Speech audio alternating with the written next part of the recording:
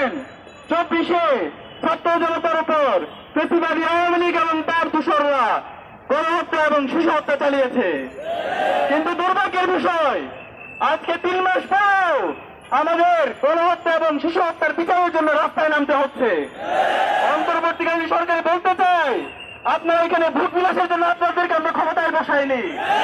শহীদদের রক্তের উপর দাঁড়িয়ে আজকে আপনারা সরকার পরিচালনা করছেন। সুতরাং আপনাদেরকে অনুরোধ করবো যে এই গণহত্যা এবং শিশু হত্যা যারা পরিচালনা করেছে আওয়ামী লীগ এবং তার দূষরদেরকে দ্রুত সময়ের মধ্যে যেন বিচারের আওতায় নিয়ে আসা হয়, নাহলে আমরা আপনাদের বিরুদ্ধে আন্দোলন শুরু করবো।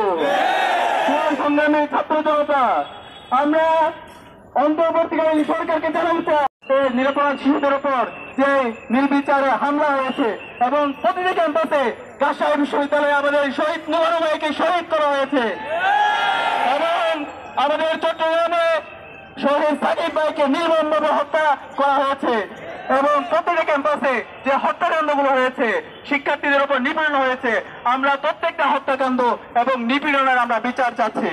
আমরা অন্তর্বর্তীকালীন সরকারকে আমরা অনুরোধ করবো দ্রুত সময়ের মধ্যে আপনারা সকল হত্যাকাণ্ড এবং সকল বিচার বহির্ভূত হামলা এবং মামলার আপনারা দ্রুত সময়ের মধ্যে বিচারের আওতায় নিয়ে আসবেন। আমি সবাইকে উদাত্ত আহ্বান জানাবো, সবাইকে উদাত্ত আহ্বান জানাবো, আমাদের মধ্যে যে মেলবন্ধন আছে, আমাদের মধ্যে যে ভ্রাতৃত্ববোধ আছে, সেটাকে ভাঙার জন্য বিভিন্ন ধরনের চক্রান্ত চলছে। আমরা কোনোভাবে কোনো ধরনের মব জাস্টিস আমরা ইনশিওর করবো না।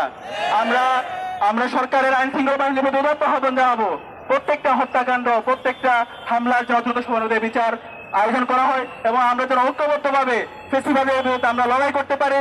আমাদের শহীদদের যে আকাঙ্ক্ষা ছিল, সেই আকাঙ্ক্ষার আলোকে আমরা যেন বৈষম্যবিহীন একটি সমাজ, আমরা একটি বাংলাদেশ বিনির্মাণ করতে পারে, তার প্রতি উদাত্ত আহ্বান জানিয়ে আমি আমার কথা এখানে শেষ করছি। বাংলাদেশ জিন্দাবাদ, ইনকিলাব জিন্দাবাদ, বাংলা ইসলামী ছাত্র শিবির জিন্দাবাদ।